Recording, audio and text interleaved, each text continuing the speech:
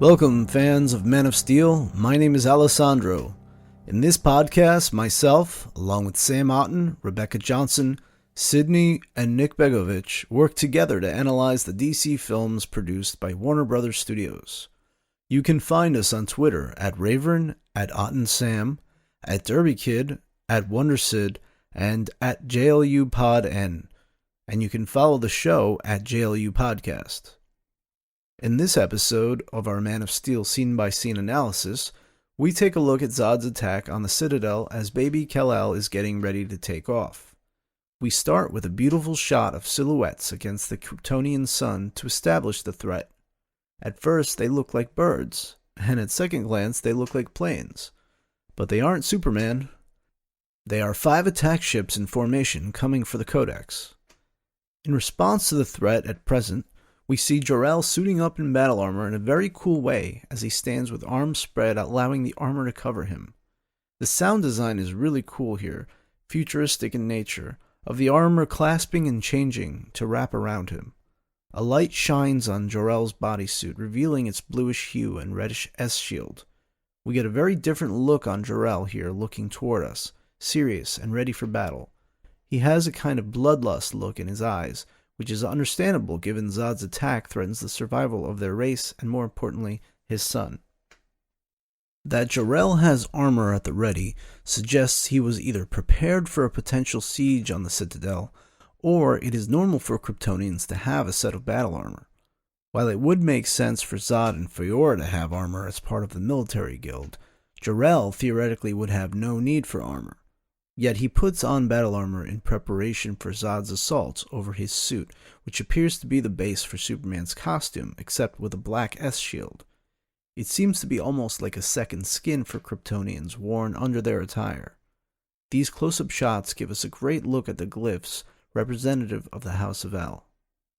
Lara hurriedly operates the computer in a very interesting way. Rather than a keyboard like we use, there seem to be grooves paralleling the lacerations on the planet where Kryptonians rub their fingers in different places. Certainly more ergonomic than a QWERTY. Lara looks up and we follow her attention to the pod, which rotates and is aimed upward toward the sky. There are S-shields along the wall, meaning this Citadel is most likely a property of the House of El as opposed to being government-run. It is clearly Jor-El and Lara's home. Kelex informs Lara that the Phantom drives are coming online. This gives us additional insight into their technology. In addition to insight about their technology, we also get a bit of insight about their living quarters. Rebecca points out that what appears to be Jor-El's closet of sorts has insect-like or larvae-like features, which harkens back to the design of the Kryptonian ships. For a cold race, they do borrow quite a bit from nature. As the 5 ships approach the Citadel, their blue lights serve as a nice color contrast to the brown and yellow tones of the desolate Kryptonian landscape. Zod commands his men to concentrate fire on the main door. We happen to like seeing General Zod here acting as a general as he barks orders at his men. It helps sculpt the character's personality by instilling his military background.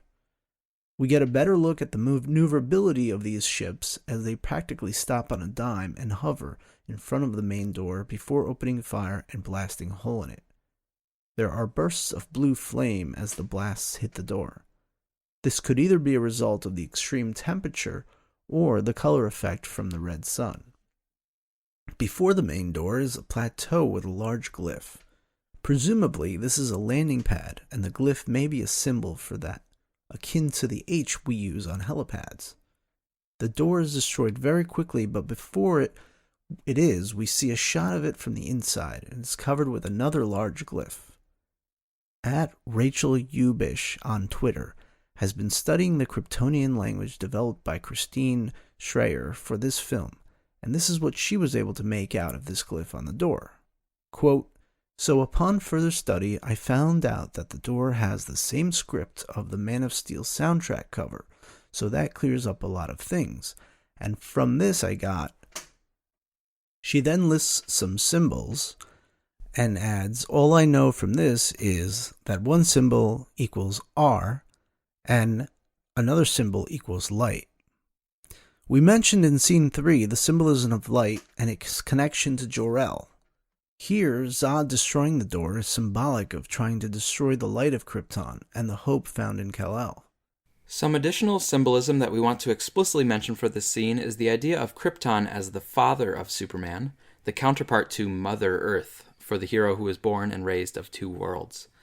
The Citadel, as depicted in the exterior shot in this scene, can be interpreted as quite phallic, as are other objects in this Kryptonian prologue. Moreover, the escape pod that is cradling baby Kal can be viewed as sperm, eventually planting that life on Mother Earth. As we've mentioned before, this full thematic development was covered on YouTube in the video called A Thesis on Man of Steel by Real Analysis. And while we're drawing in ideas from other admirers of the film, we have two things from our good friend Omesh, aka Prime Earth Mook, on Twitter. He noticed at the very beginning of this scene that Zod's attack fleet, when it's silhouetted against the big reddish sun, is likely an homage to the classic poster for Apocalypse Now, directed by Francis Ford Coppola. That movie has the famous image of the helicopters silhouetted against a large sun. There is the striking visual parallels, these two shots, and there are also some possible thematic parallels, as Coppola tried to explore the ultimate madness and destruction that is the eventual extension of wars. And Snyder shows with this Kryptonian allegory the madness and destruction that ultimately results from a civilization assuming it can exert total dominance over its environment. About the sun shot, I also just wanted to add that I think the large relative size of the sun is very striking and nicely highlights that this is a different planet than Earth, with a sun much larger than Earth or much closer to the planet, although there are some similarities in that you do have the sun kind of showing up on the horizon. Another thing that Prime Earth Mook noticed in this scene is at the very end. As Zod enters the Citadel, we see Jor-El directly underneath a cascading column of light and steam. This is visually echoed later in the film when Kal-El is directly under the beam of light and gravitational force of the World Engine. In both cases, it is a Kryptonian technology producing the powerful force, and in both cases, an L is standing underneath. For Jor-El, he is stepping forward to do what has to be done to save the Kryptonian race and his son. For Kal-El, he is pushing his arm upward into the blast to do what needs to be done to actually seal the fate of the Kryptonians, but also to save humanity and his adopted world. The men of El both use these as opportunities to show their conviction and their strength against great odds. Thanks, Omesh, for noticing those visual parallels and giving us more to think about with this scene. The final thing that I think is worth mentioning in the scene is that not only did we see Zod acting like a general, as Alessandro mentioned earlier, but we also got a quick preview of the bad guys that will of course be involved in fight scenes later. And most importantly, we got a quick moment that featured Faora. She stepped forward, setting herself apart from the background soldiers, and she also had a speaking line. This prologue is not really about her. The focus is primarily on Jor-El and Zod, and also Lara, but it was still great that they could fit her in naturally, giving us a hint that we'll get to see more of her later on in the movie. That's our analysis of Scene 6 of Man of Steel. Thank you so much for your listening and for your support of the podcast. Coming up, we'll see General Zod and Jor-El come face to face. As always, we love to hear your own thoughts and interpretations. Reach out to us either on Twitter at JLU Podcast or on the comment board below this episode. Thanks again for listening.